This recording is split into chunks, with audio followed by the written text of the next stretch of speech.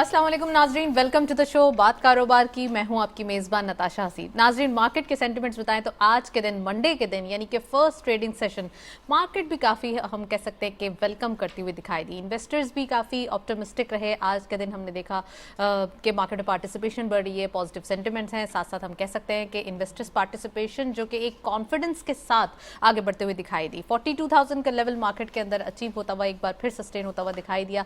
In fact ये भी कहा जा रहा है कि आगे मार्केट के नंबर्स फर्दर स्ट्रांग होने जा रहे हैं। तो इट मींस कि यहाँ पे जो फर्स्ट डे का एक एंथुजियाज्म है वो आगे पूरे वीक के अंदर अगर सस्टेन करे तो मार्केट के नंबर्स बहुत आगे बढ़ सकते हैं। सो ये भी बात करेंगे, लेकिन साथ साथ जो COP27 कॉन्फ्रेंस जारी है, यानी कि ये कॉन्फ्रेंस ऑफ पार्टीज की, जिसमें तमाम काउंटर पार्ट्स प्राइम मिनिस्टर के दिखाई देंगे। साथ साथ प्राइम मिनिस्टर साहब पाकिस्तान की नुमाइंदगी कर रहे हैं। क्लाइमेट चेंज जो कि एक हम कह सकते हैं कि पूरी दुनिया का मसला है, वर्ल्ड इज चेंजिंग नाउ। साथ साथ वो कार्बन प्रोड्यूसिंग कंट्रीज जिनका एक इम्पैक्ट ज़्यादातर उन कंट्रीज के ऊपर आ रहा है जो कि कार्बन प्रोड्यूस ही नहीं करते, यानी कि कार्बन एमिशन का इशू है। तो इट मींस कि यहाँ पर पाकिस्तान के लिए भी और वो कंट्रीज जो कि इससे इम्पैक्ट ले रहे हैं उनके लिए सोचने की ज़रूरत है। सो फर्दर भी गुफ्तगू करेंगे, लेकिन ये जो इजिप्ट में कॉन्फ्रेंस जारी है और साथ साथ इसमें ये भी बात हो रही है कि इसके साइड लाइन में बायलैटरल रिलेशंस भी प्राइम मिनिस्टर साहब जो है वो मज़ीद अच्छे करते हुए, मुस्तहकम करते हुए दिखाई देंगे। सो प्रोग्राम को आगे बढ़ाते हैं, फर्दर गुफ्तगू करते हैं, फर्स्ट सेगमेंट की तरफ चलते हैं।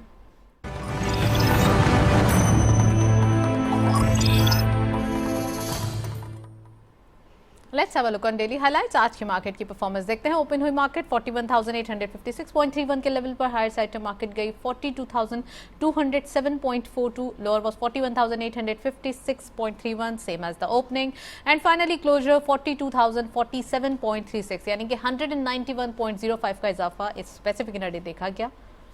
टर्नओवर में करंटली 240.21 मिलियन शेयर्स ट्रेड किए गए। कल के मुकाबले में यानी कि फ्राइडे के मुकाबले में डिक्लाइन है 57.8 मिलियन शेयर्स का। वैल्यूज ड्राई, हम कह सकते हैं कि 5 बिलियन से अबव काम हुआ है, बट इट मींस कि ये लास्ट वीक से कम वैल्यू देखी गई है, 5.44 billion rupees. And volume leaders में only one script being in red territory. WTL इस लिस्ट को लीड कर रहे हैं 0.04 के इजाफे के साथ, 1.61 पे closure, 43.51 million shares traded. DFML second squad पे 0.25 का गेन, 11.41 पे closure, 17.75 million shares traded. And lastly Hascol 0.18 का डिक्लाइन, 8.21 पे क्लोजर, 16.64 का कारोबार रहा। ये था वॉल्यूम लीडर्स, मार्केट की करंट परफॉर्मेंस। नेक्स्ट सेगमेंट की तरफ चलते हैं।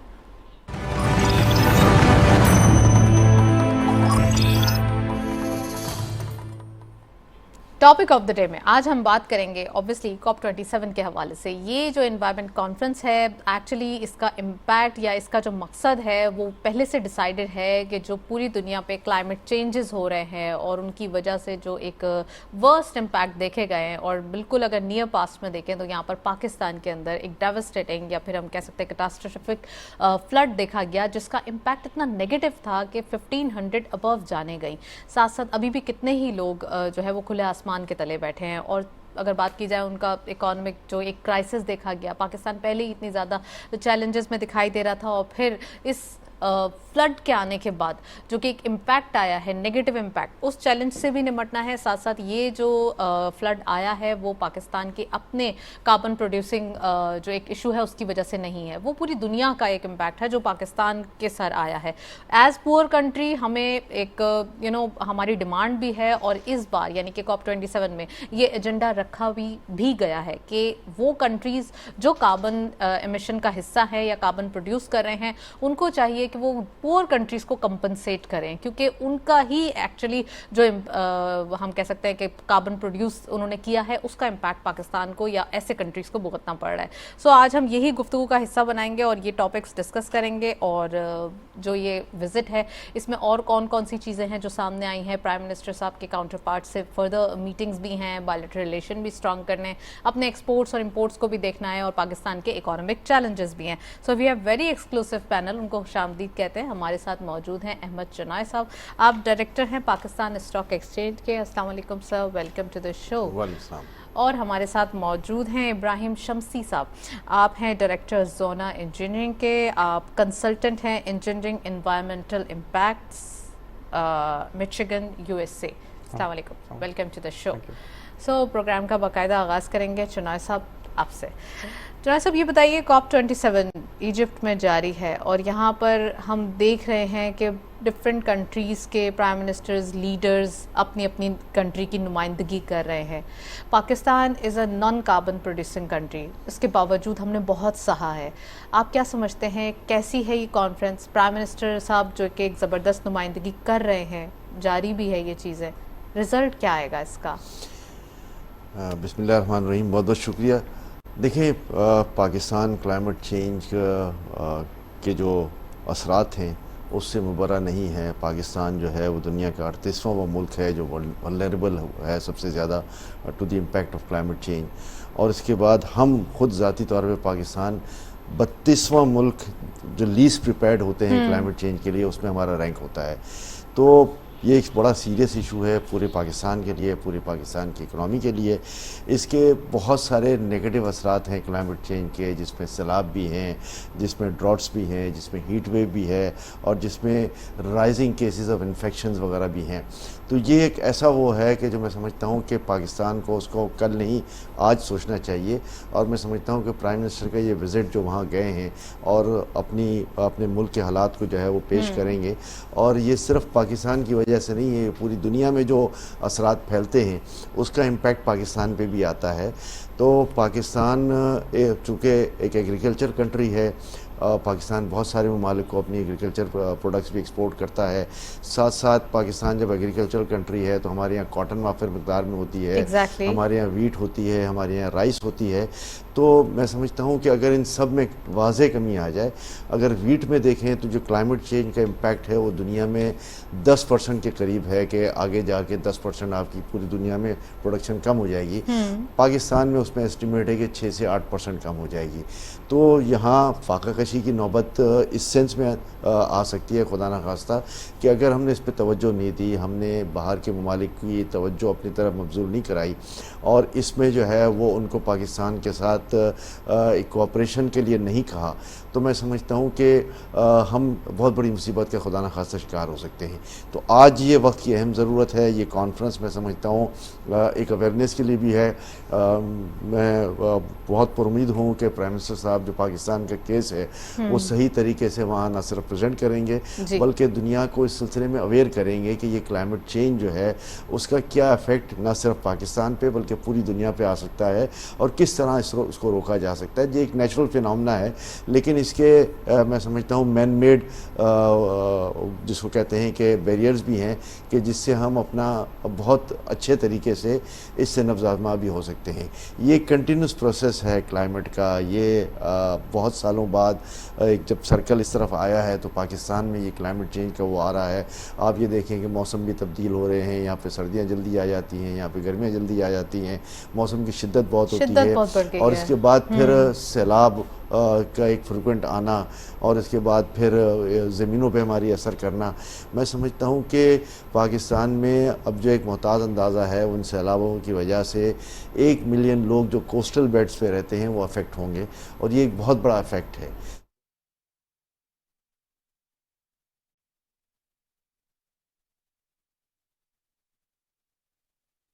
اللہ اکبر، اللہ اکبر، اللہ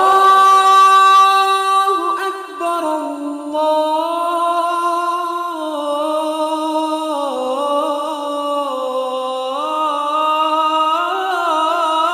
اکبر.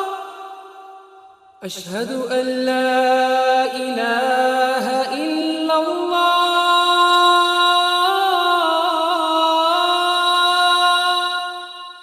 اشہد ان لا الہ الا اللہ،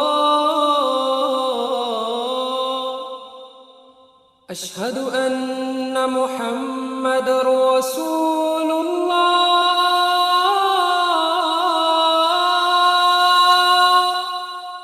اشہد ان محمد رسول اللہ.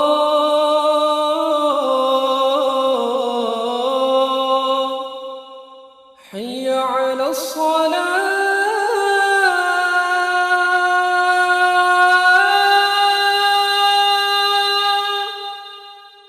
حی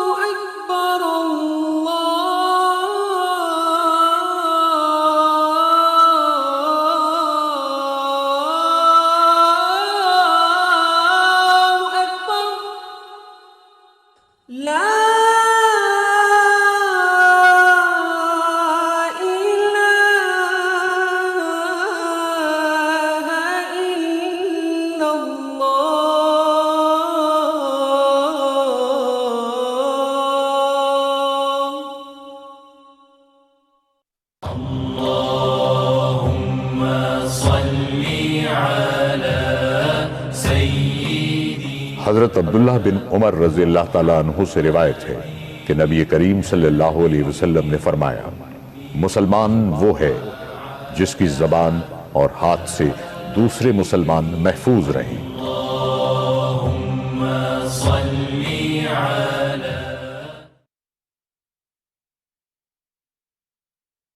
ہمیں مورٹیلٹی ریٹ یہاں لاس آف لائف ہوا ہے, لاس آف اکانومی ہوا ہے, لاس آف آپ کے بزنس ہوئے ہیں, ایگریرین سوسائٹی ہیں. ہمارے لیے تو climate change is a massive deal. اچھا, بہت سارے کنٹریز ہیں جو آلریڈی کلیکٹ کر رہے ہیں یہ کلائمیٹ ٹیکس جو ہے وہ انوائرمنٹل ٹیکس.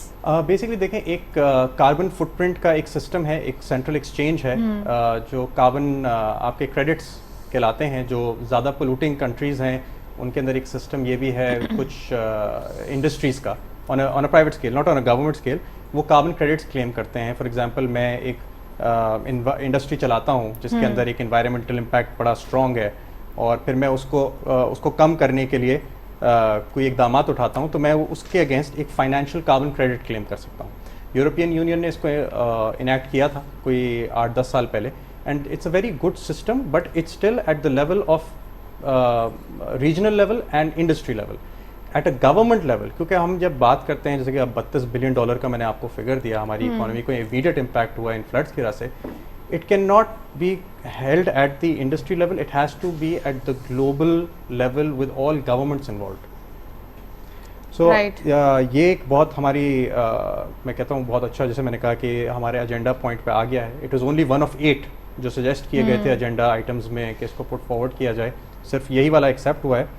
اور اس میں ایک اور جو بڑی اچھی بات ہے, انشاءاللہ ہمارے پرائم منسٹر جو ہیں کل ایک اور اس کا ایک سیشن ہے COP27 کا, اس کو کو چیئر کر رہے ہیں ان اپنے نارویجین کاؤنٹر پارٹ کے ساتھ.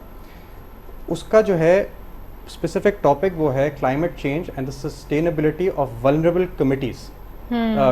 سوری, تو کلائمیٹ چینج تو کیونکہ اس کا کانفرنس کا ٹاپک ہی ہے, اور the sustainability of vulnerable communities. Pakistan جیسے کہ احمد صاحب نے کیا ہائی لائٹ کیا, we are one of the vulnerable communities. تو اس چیز کو چینج لے کے آنا, ایک فائنینشیل فنڈ کریٹ کروانا جو کہ ڈسپرسمنٹ ہو, that is the aim of I believe the Pakistan government in this, and it's a very positive step that we've got a very strong representation. Right point taken. Chinoy Sahib, جب ابراہیم صاحب نے بڑا detail بتایا ہے, لیکن اس کے اندر انہوں نے یہ بھی بتایا کہ انوائرمنٹل ٹیکس یعنی کہ کچھ کنٹریز کی جانب سے کچھ کمپنیز سے لیا بھی جاتا ہے لیکن اس کو پاس آن نہیں کیا جاتا. آپ کیا سمجھتے ہیں کہ یہ یونائٹڈ نیشن کی کاوش, یہ COP27 ٹائپ آف کانفرنسز کتنا زیادہ امپیکٹ دیں گی, اور پاکستان جو کہ ایک ڈائریکٹ افیکٹ ہوا ہے اس بار, اور یہ تو اس بار ہے, نیکسٹ ٹائم کیا ہو کچھ پتہ نہیں ہے, صحیح نا؟ تو کیا ہوگا سر؟ دیکھیے, بالکل صحیح کہا. پاکستان اس وقت ایک معتاد اندازے کے مطابق $26 بلین اینیولی جو ہے وہ اس کا خرچہ بیئر کر رہا ہے, یا اس کا نقصان بیئر کر رہا ہے کلائمیٹ چینج امپیکٹ کا. اور یہ جو کلیکشن آف ٹیکسز ہیں جو اس کو پاس آن کرنے کی بات کی, تو میں سمجھتا ہوں کہ آج وقت کی اہم ترین ضرورت ہے کہ جو وہ ممالک جو بہت ولنریبل ہیں ان کو جب تک آپ یہ اس میں سے جو ہے ان کا ڈیو شیئر نہیں دیں گے کہ جہاں وہ یہ سارے کام کر رہے ہیں, میں سمجھتا ہوں کہ دنیا میں ایک عجیب سی صورتحال پیدا ہو جائے گی, اور بہت سارے ممالک جو ہیں وہ بڑے لوز اینڈ پہ چلے جائیں گے, اور اس کا نقصان صرف پاکستان کو نہیں ہوگا, پاکستان کی ایگریکلچرل پروڈکٹس کے جو بینیفیشریز ہیں ان کو بھی نقصان ہوگا. دنیا میں فوڈ اسکیرسٹی آ جائے گی, اور پوری دنیا میں ایک عجیب سی کیفیت سی آ جائے گی. میں سمجھتا ہوں کہ انٹرنلی بھی پاکستان کو جو ہے وہ بہت سارے کام کرنے چاہیے آج اس کلائمیٹ چینج کے بحران کو جو ہے وہ فیس کرنے کے لیے. سب سے پہلے میں یہ سمجھتا ہوں کہ جو ہمارے ولنریبل ایریاز ہیں ان سب کی میپنگ, ڈیٹیلڈ میپنگ ہونی چاہیے, کہ ان سب کی ڈیٹیل میپنگ ہو جائے گی تو ہمیں ایگزیکٹلی سچویشن پتہ چلے گی. پھر اس کے بعد دوسری بڑی بات یہ ہے کہ ہم ڈپینڈنٹ ہیں ایگریکلچر پر, تو ہمارا کلائمیٹ سمارٹ ایگریکلچر سسٹم جو ہے وہ آنا چاہیے کہ کلائمیٹ کہاں کہاں چینج ہو رہا ہے, اور اب جو ہے وہ کون سی فصل ڈالنی ہے, کون سی فصل نہیں ڈالنی ہے.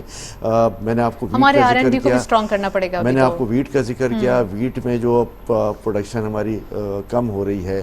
لاسٹ ایئر کی میں بات بتاتا ہوں کہ لاسٹ ایئر جو ہمارا, بٹ وی آر ایکسپیکٹنگ کہ اس بار تو بمپر کراپ ہوگی, کیونکہ جب اب ایک فلڈ آتا ہے تھوڑی سی فیسیلیٹیشن لے آتا ہے. وہ 2 سال بعد جب یہ زمینوں میں پانی چلا جاتا ہے, تو اس سال ہم نے لوز کیا ہے सब डिफरेंट एनालिटिकल व्यूज है हमारे पास. अगले साल से हम कुछ कहते बेहतर हैं हो कि जाएंगे. फॉरेन मिनरल्स और वो आ जाए, जो आए पाकिस्तान के लिए बस अच्छा हो. बिल्कुल, लेकिन जो इस साल का लॉस है हाँ. वो बहुत बड़ा लॉस है. उससे रिकवर होते होते अगले साल अगर हमें बम्पर क्रॉप भी हुआ तो बम्पर क्रॉप जब होगा जब ये काश्तकार जो है वो इस काबिल होंगे कि अपनी ज़मीनों पे जाके दोबारा खड़े हों, बीज डालें और कहें. क्लाइमेट चेंज की वजह से जो सोइंग पीरियड है वो भी कम हो गया है, लेकिन सोइंग पीरियड कम होने की वजह से हमारी प्रोडक्शन जो है वो भी कम हो रही है. तो ये सारी चीज़ें जो है वो हमें मैं समझता हूँ बड़ा नुकसानदेह होंगी. फिर तीसरी बड़ी बात जब मैं कर रहा था तो उसमें हमारी R&D को जो है वो बड़ी स्ट्रेंथन करनी पड़ेगी, रिसर्च एंड डेवलपमेंट बहुत ज़्यादा करनी पड़ेगी. साथ साथ क्लाइमेट चेंज का पूरा डैशबोर्ड जो है वो क्रिएट करना पड़ेगा ताकि हमें एग्जैक्टली पता हो कि कहाँ क्या नुकसान हो रहा है, कहाँ क्या रेमेडी की ज़रूरत है. फिर पांचवा मैं समझता हूँ कि आज का प्राइम मिनिस्टर साहब ने जो दोबारा इनिशिएटिव लिया है, चाइना गए हैं और CPEC की रिवाइवल में एक बहुत बड़ा किरदार अदा किया है मैं समझता हूँ. Right, no doubt. तो इस रिवाइवल के साथ साथ मैं समझता हूँ कि उसमें एक मेजर मैं समझता हूँ हमारे लिए CPEC का पॉइंट ये होना चाहिए कि क्लाइमेट चेंज के लिए जो टेक्नोलॉजी है उसकी भी चाइना से जो है वो हमें दरख्वास्त करनी चाहिए कि वो टेक्नोलॉजी पाकिस्तान आए और उसकी वजह से जो चाइना ने इक़दाम किए हैं क्लाइमेट चेंज में अपने आप को सेव करने के लिए वो पाकिस्तान में भी आए और पाकिस्तान उससे एक बहुत बड़ा फ़ायदा उठाए. ज़ाहिर है ग्रीन और रिन्यूएबल एनर्जी पे जो है वो हमारा ज़्यादा जोर है कि हम अपनी जो कोल है या फ्यूल है या ऑयल है जितना उसे बर्न ना करें उतना अच्छा है, उनको बर्न ना करें और उसकी जगह ये ग्रीन और रिन्यूएबल एनर्जी जिसमें सोलर एनर्जी भी है, जिसमें टाइडल वेव एनर्जी भी है, हाइड्रो भी है, ये सारी चीज़ें जो है मैं समझता हूँ कि आगे जाके हमें लामहला करनी पड़ेगी, ना सिर्फ हमारी रेसिडेंशियल्स के लिए बल्कि हमारी इंडस्ट्रियल कंजम्पशन के लिए भी. और ये मैं इसमें दो बड़े फ़ायदे होंगे. एक तो ये नेचुरल एनर्जी हमें मिलेगी और दूसरा जो हमारा ऑयल पर डिपेंडेंस है कि जहाँ पाकिस्तान की 67% इंपोर्ट जो है वो ऑयल या ऑयल रिलेटेड प्रोडक्ट्स हैं, उससे हमें जो है वो बहुत बड़ा रिलीफ मिलेगा और पाकिस्तान की जो मईशत की जो बदहाली हो गई है उसको मैं समझता हूँ कि आगे जाके आने वाले वक्तों में जो है वो एक बहुत हेल्दी पोजीशन नज़र आ सकती है अगर हम अपना ये डिपेंडेंस ऑयल पे कम कर ले तो. राइट, ऑल्टरनेट एनर्जी की तरफ जाना पड़ेगा. मैं इब्राहिम साहब से पूछूं लेकिन फिर मैं आपसे इकोनॉमी के हवाले से ज़रूर पूछूंगी. इब्राहिम साहब please do comment on that कि एक तो फ्लड्स के इम्पैक्ट बहुत होते हैं. जनाब साहब ने भी जिक्र किया कि आने वाले दिनों में बम्पर क्रॉप हो सकती है. ये वाला टाइम जो है वो थोड़ा डिफिकल्ट लग रहा है. डिफरेंट एनालिटिकल व्यूज़ मौजूद हैं. अर्ली 70s में भी हमारे पास ये सिचुएशन हुई थी और फ्लड आया था, फिर उसके बाद बम्पर क्रॉप हुई थी हमारे पास. तो ये प्राइम मिनिस्टर साहब ने जो किसान पैकेज दिया है, it is one of the thing to help them कि आने वाले दिनों में एग्रीकल्चर पॉइंट ऑफ व्यू से हम ज़रा थोड़ा सा अच्छा आउटकम एक्सपेक्ट कर लें. देखिए, economy it was a very timely decision. ये बड़ा अच्छा डिसीजन था जो किसान पैकेज था. उसके अंदर आपको ये इंटरेस्ट फ्री लोन्स दिए जा रहे हैं किसानों को जो अफेक्टेड हैं, और इसमें एक और बात ये भी है जो पिछले लोन्स हैं उनको माफ़ किया जा रहा है. लेकिन हमें अगर आप पाकिस्तान की इकोनॉमी की सिचुएशन इस वक्त देखें तो दिस इज़ रीपर्पसमेंट ऑफ, यानी कि कहीं और जहाँ पैसे लगने थे डेवलपमेंट के वो इस वक्त लगाए जा रहे हैं बिकॉज नीड है टाइम की. अगर इसको COP27 से वापस हम लोग जोड़ें तो बात यही आ जाती है कि अगर हमें पैसों की ज़रूरत है और हम करे कोई भरे कोई वाला सिचुएशन है तो हमें रिपर्पस करने पड़ने नहीं चाहिए ये फंड जो है. We have to set our perspectives. हमारे पास ये जो हमने एक इनिशिएटिव लिया है फॉर द फार्मर्स, ये भी it is the one of the हम कह सकते हैं कि थिंक ये एक रीहैब की ही काइंड ऑफ रिहैबिलिटेशन की तरफ हमने लेकर गए. एब्सोल्युटली. अभी प्रॉब्लम ये है कि जो वर्ल्ड डोनर एजेंसीज या फॉर एग्जांपल UN की हम इस पर्टिकुलर के ऊपर बात करते हैं, तो अगर आज में हम लोग प्रोजेक्ट लॉन्च करने की बात करते हैं, ये तो whole financial process takes about 2 to 3 years. जब इस तरह का मैसिव इम्पैक्ट आए, जिस तरह के हमारे फ्लड्स आए, तो आप यू कैन नॉट, हम लोग इंतज़ार नहीं कर सकते 2 से 3 साल के. इसको फास्ट ट्रैक करने सिस्टम करने का मोड होना ज़रूरी है. अच्छा, अब एक प्लानिंग का भी बात की, चुनाव साहब ने बहुत अच्छी बात की कि डैशबोर्ड का सिस्टम है और टेक्नोलॉजी है. इसी कॉन्फ्रेंस के अंदर एक राउंड टेबल है लॉन्च की for an early warning system action plan की, और उसमें हमारे प्राइम मिनिस्टर साहब उस राउंड टेबल कॉन्फ्रेंस का हिस्सा हैं. मेरे हिसाब से हमें तो अपना हाथ रेस करके ये कहना चाहिए कि जी सबसे पहले इसकी इम्प्लीमेंटेशन पाकिस्तान में होनी चाहिए.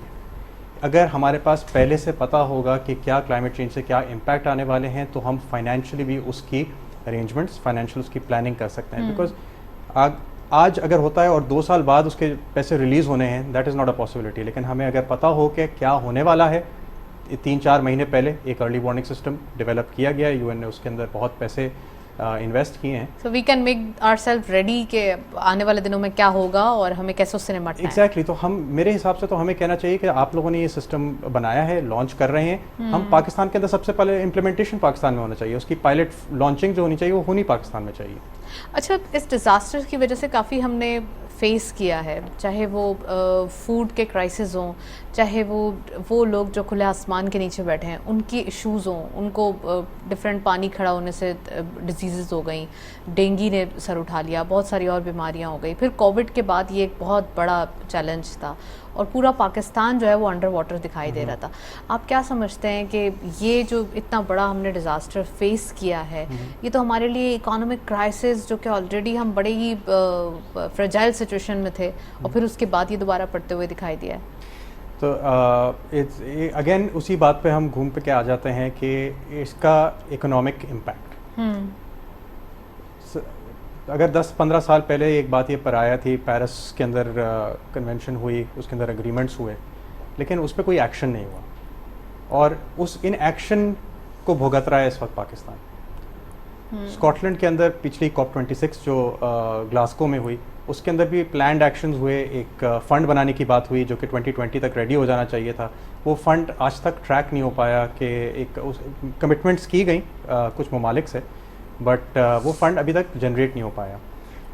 तो given Pakistan current scenario, now if I take for example we take just the textile sector, Pakistan के ऊपर इम्पैक्ट हमने कहा खुले आसमान, एक ह्यूमन उसका जो इम्पैक्ट है वो तो अपनी जगह बहुत बड़ा है. लोग खुले आसमान के नीचे हैं, डिजीज़ फैल रहे हैं जी. आई मीन बहुत अफसरदा सिचुएशन उसमें है.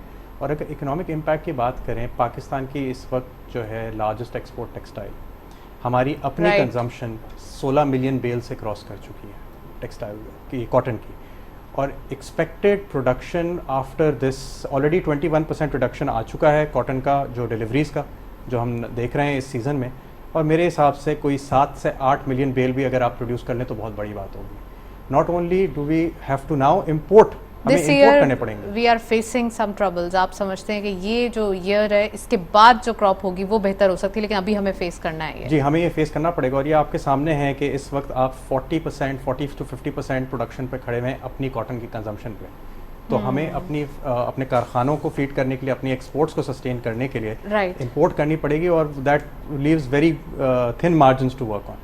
और आप अभी इस वक्त फॉरेन एक्सचेंज लाएंगे कहाँ से? इस वक्त तो वैसे भी आपकी पहले हम डेट क्राइसिस में है, फॉरेन एक्सचेंज का प्रॉब्लम है.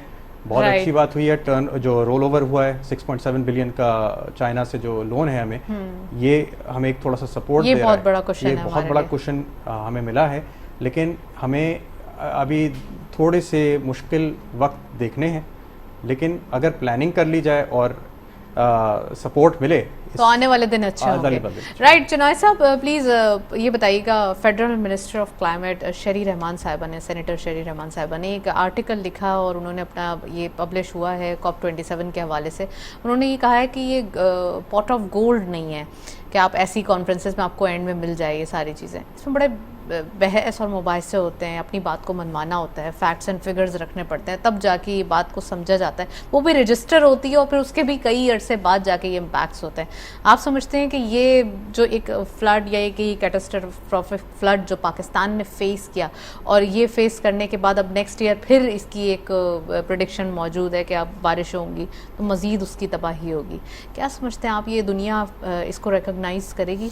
देखिए, ये सारा डिपेंड करता है कि पाकिस्तान अपना केस किस बेहतर अंदाज में पेश करता है. आई एम श्योर कि इस पे बड़ा काम हुआ है.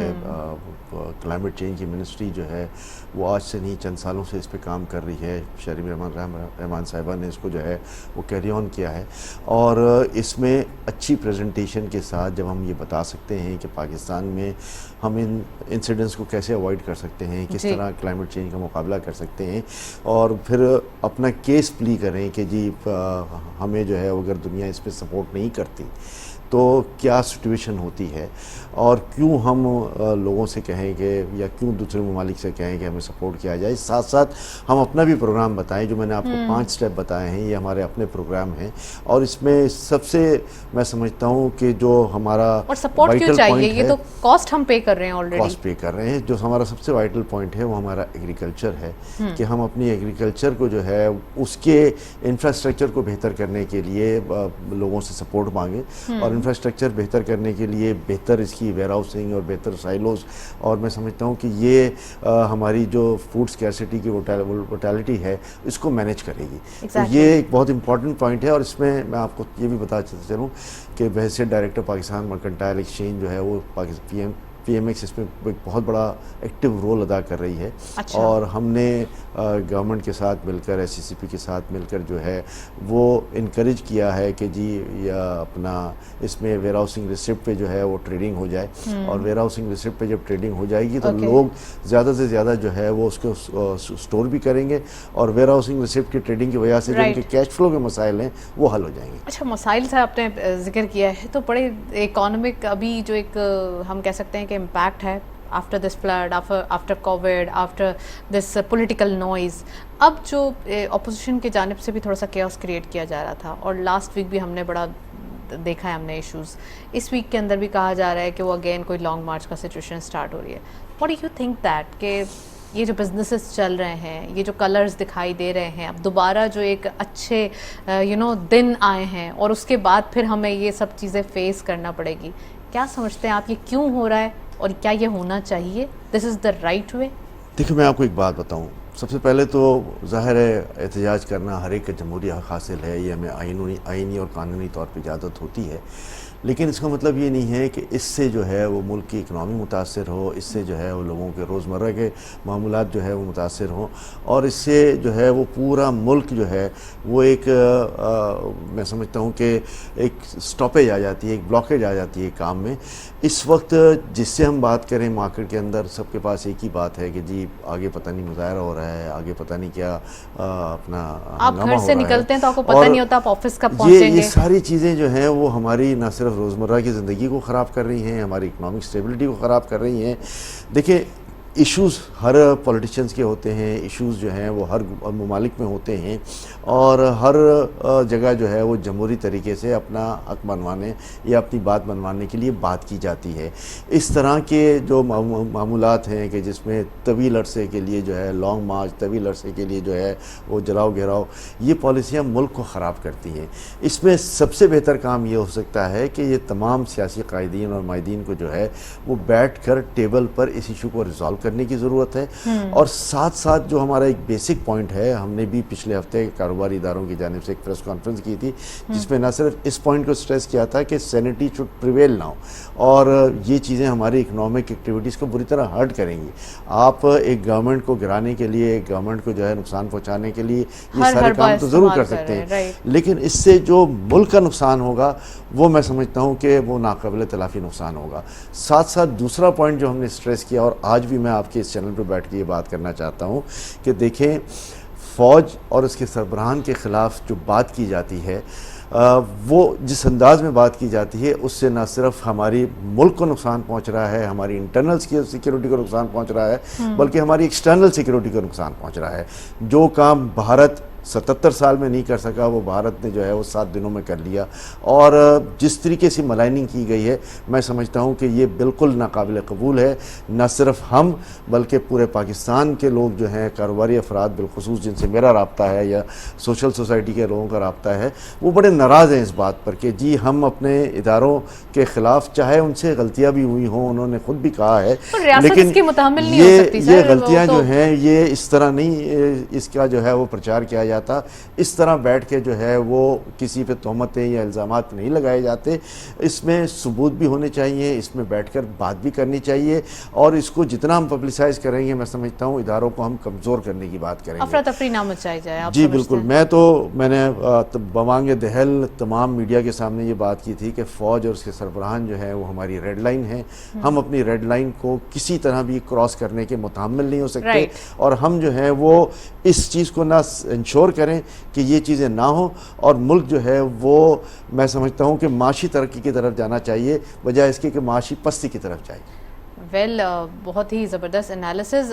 مجھے ابراہیم صاحب یہ بتائیے کہ ہمیں تھوڑا سا اسمارٹ ہو کے سوچنا ہے, ہمیں یہ نہیں کرنا کہ تم چور ہو یا تمہارے ملک سے ہمیں بات نہیں کرنی, ہمارے اپنے معاملات ہیں اور ہمیں کاروبار نہیں کرنا. ہمیں دیکھنا ہے کہ کون سی چیز ہمارے لیے بہتر ہے اور ہم کس ملک سے کیسے فائدہ اٹھا سکتے ہیں.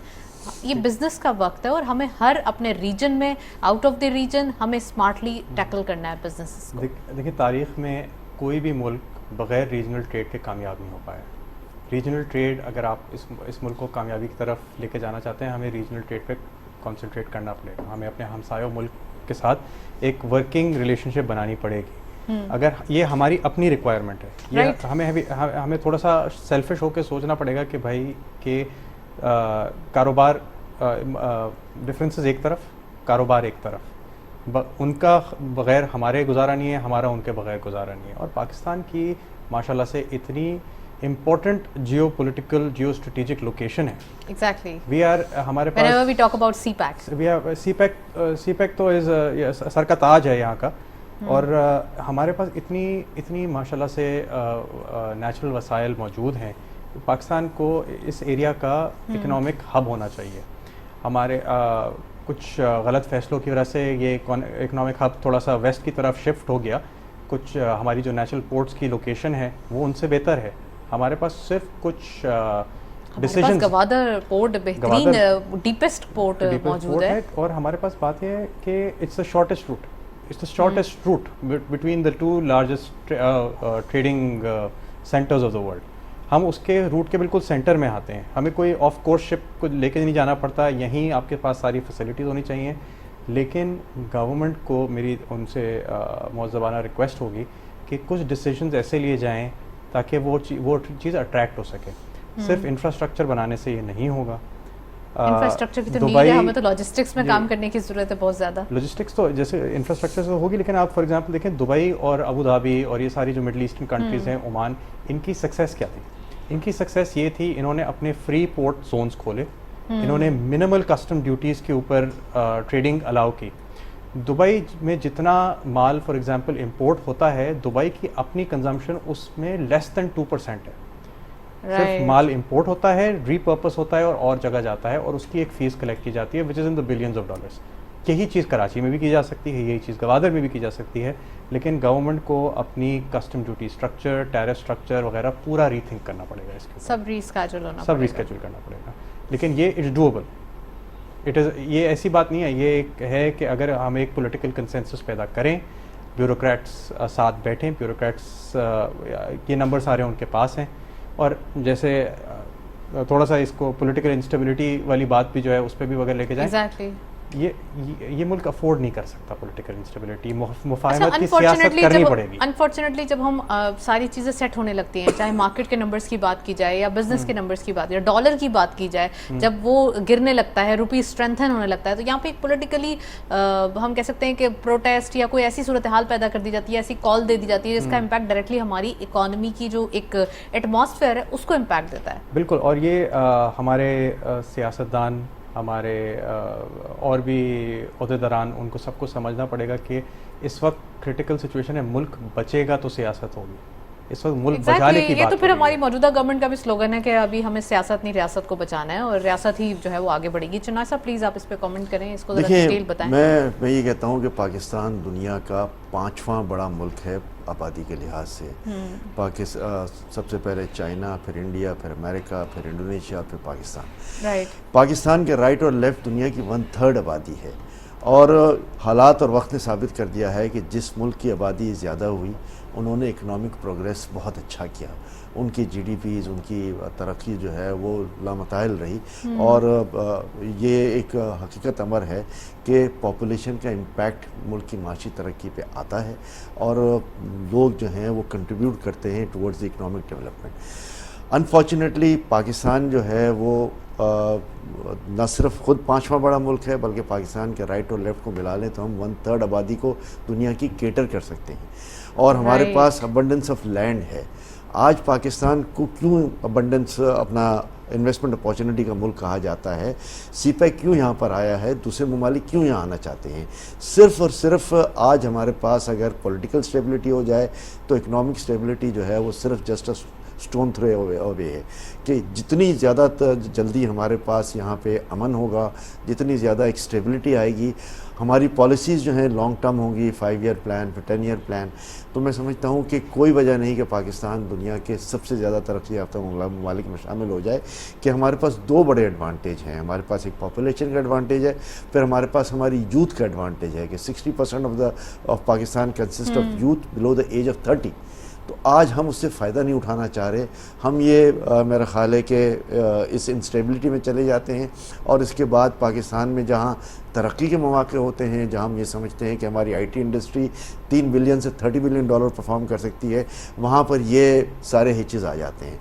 आज वक्त है तमाम पाकिस्तानी, तमाम सियासतदान, तमाम लोग जो हैं वो अपना मैं समझता हूँ कि बैठें और चार्टर ऑफ इकनॉमीज़ पे बात करें और आगे बढ़ने की बात करें, वहाँ के हम पीछे जाने की बात करें।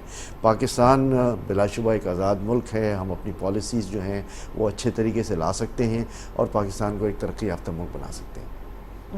पाकिस्तान को तरक्की याफ्ता मुल्क बना सकते हैं और ये हमारी ज़िम्मेदारी है कि हमें इसको तरक्की याफ्ता मुल्क बनाना है। एज अ नेशन हमें स्ट्रॉन्ग होना है, एक पेज पे आना है और अपने मुल्क की तरक्की के लिए काम करना है। गुफ्तगू जारी रहेगी, नेक्स्ट सेगमेंट की तरफ चलते हैं।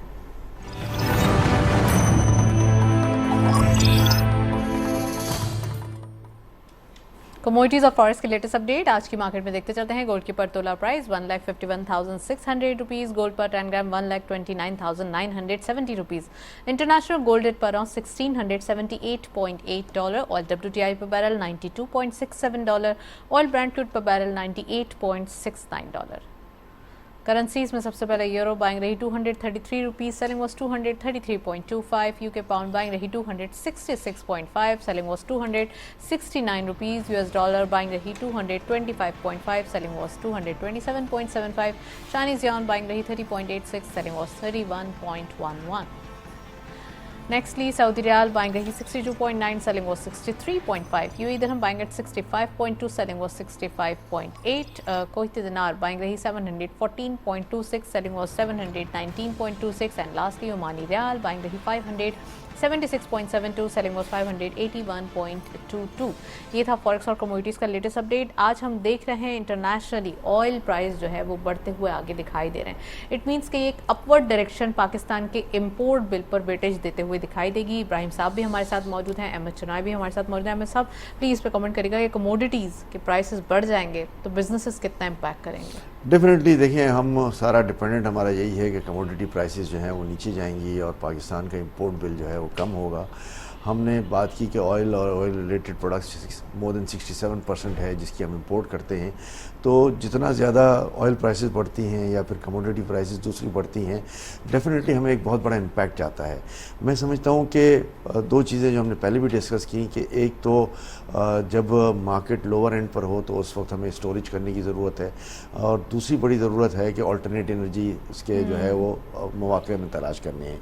आज ये वक्त आ गया है हम लॉन्ग टर्म प्लानिंग करें, और दुनिया में ये अब प्राइसेस की वल्नरेबिलिटी जो बहुत है, अप्स एंड डाउन्स काफ़ी आ जाते हैं, और हमें अपने जो रिसोर्सेज हैं उसको मैनेज करते हुए जो है वो लॉन्ग टर्म प्लानिंग करनी है। अगर ये हम प्लानिंग नहीं कर पाए तो मैं समझता हूँ कि हम हमेशा इसी शशोपंज में रहेंगे कि आज डॉलर ऊपर जाएगा, आज डॉलर नीचे जाएगा, हमने ऐसा नहीं किया, हमने वैसा नहीं किया। लेकिन मैं एक बात बताऊं, जो सूरत हाल आगे नज़र आ रही है मुझे, उसमें एक सबसे अच्छी बात यह है जो अभी चाइना के ट्रिप के बाद कि $7 बिलियन रोल ओवर, और फिर चाइनीज़ और फंडिंग आ रही है, सऊदी अरब की फंडिंग आ रही है, टोटल $13 बिलियन है। $13 बिलियन अगर पाइप इन हो जाता है हमारे पास, $7 बिलियन रह जाता है और $6 बिलियन और पाइप इन हो जाता है, तो मैं समझता हूँ कि जो फाइनेंस मिनिस्टर का हमारा कंटेंशन था कि 200 के रेंज बाउंड में डॉलर आ जाएगा, वो पॉसिबिलिटी ज़रूर है।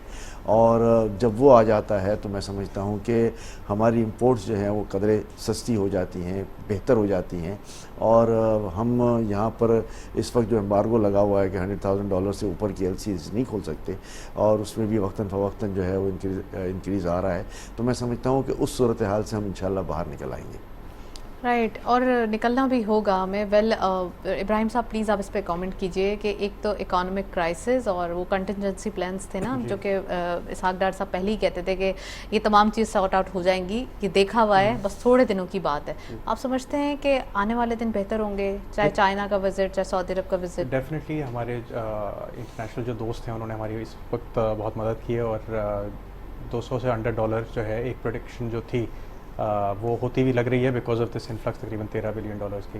لیکن یہ جو کروڈ آئل کی پرائس رائز ہے جو کہ 98 ہے, جو کہ ہو سکتا ہے 100 کو بھی کراس کر جائے, وہ چیز ہمارے لیے تھوڑی سی فکر مند ہے. ہمیں تھوڑے سے شارٹ ٹرم اور لانگ ٹرم گولز بنانے پڑیں گے. شارٹ ٹرم کے اندر آپ کو منی مینجمنٹ, آپ کا فوریکس مینجمنٹ 60 to 70% آپ کا فارن ایکسچینج اس وقت آئل اس میں ہی جا رہا ہے. لیکن ہمیں long term as a country ہمیں اپنی ڈپینڈنسی جو ہے وہ فاسل فیولس پہ وہ چینج کرنی پڑے گی. اگر آپ کنونشنل فاسل فیول جو کہ تیل ہے اس کا دیکھیں تو 60% اس کی جو جان ہوتی ہے وہ تو ہیٹ میں لاس ہو جاتی ہے, تو اس کی ایفیشنسی جو ہے 40% ہوتی ہے. کوئی بھی اگر آپ ایندھن جلاتے ہیں اس کی 40% کی ایفیشنسی ہوتی ہے.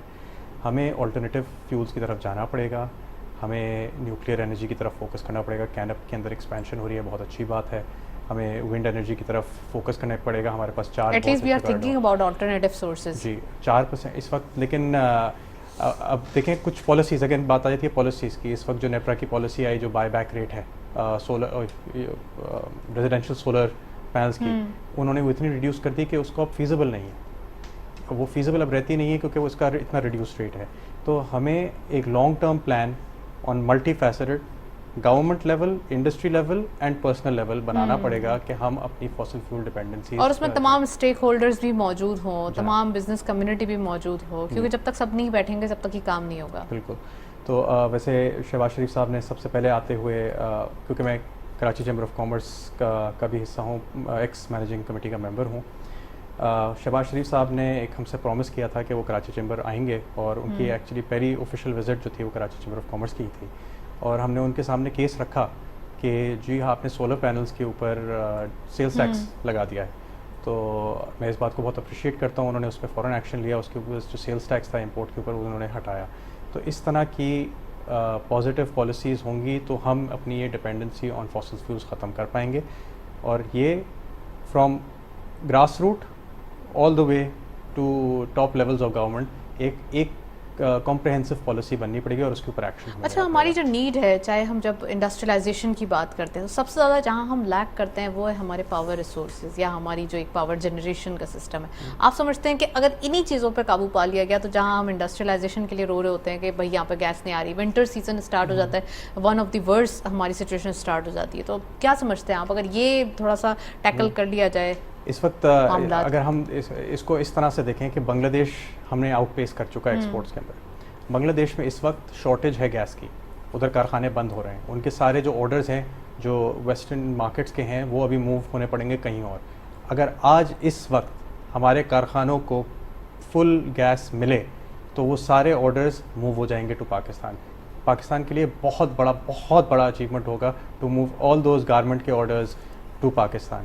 تو یہی بات ہوتی ہے کہ صحیح ایلوکیشن آف ریسورسز اگر کی جائے تو ہمارے لیے کتنا بینیفیشل ہوتا ہے. اور ہمیں اس بالکل کسپ پہ کھڑے ہوئے ہیں. دسمبر آپ کے سامنے ہے, اور اگلے سیزن کے آرڈرز آنے والے ہیں فار دا ٹیکسٹائل سیکٹر.